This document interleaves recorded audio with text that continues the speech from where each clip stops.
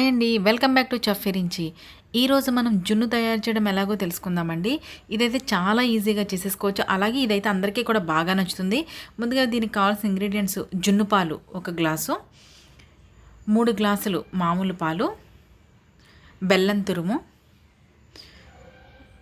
Elaichi powder, అలాగే మిరియాల పొడి. ఇప్పుడు మనం ఒక బౌల్ తీసుకుని అందులోకి ముందుగా మనం ఒక గ్లాస్ కొలత పెట్టుకుని దాంట్లోకి జున్ను పాలు కొలుచుకుందామండి. ఇలాగా మనం దేనితోటైతే పాలు తీసుకుంటున్నామో మొదటి రోజు పాలైతే 3 గ్లాసులు పడతాయి, రెండో రోజు అయితే మనకి 2.5 గ్లాసుల వరకు పడతాయి.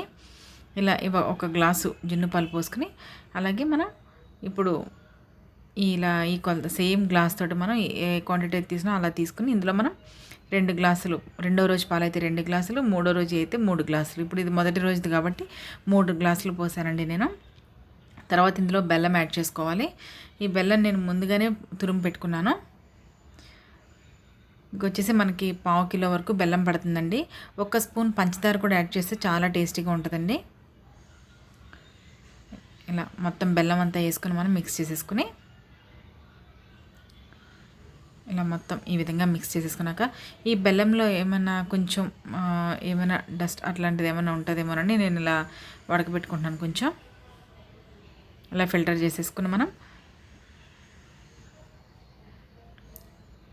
కొంచెం బెల్లంలో ఉండే డస్ట్ ఇలా అయితే వచ్చేస్తుందండి. ఇది ఇప్పుడు ఫిల్టర్ చేసేసుకున్నాం కదా, దీన్ని మళ్ళీ ఇప్పుడు ఇదే స్టీల్ బౌల్లో పోసుకుని ఈ గిన్నె పట్టేంత వెడల్పాటి ఇడ్లీ గిన్నెలో కానీ లేదంటే కుక్కర్లో కానీ దేంట్లో అయినా పెట్టుకుని మనం కుక్ చేసుకుందాం. ఇప్పుడు 1 స్పూన్ మిరియాల పొడి,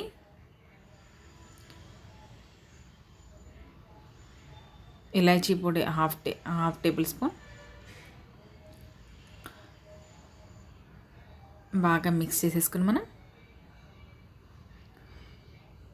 ఇలా ఈ విధంగా మిక్స్ చేసేసుకున్నాం కదా. ఇప్పుడు నేనైతే ఇడ్లీ గిన్నెలో పెడుతున్నానండి. మీ దగ్గర కుక్కర్ ఉంటే కుక్కర్లో కూడా పెట్టుకోవచ్చు. కుక్కర్లో పెడితే 1 విజిల్ వస్తే సరిపోతుంది.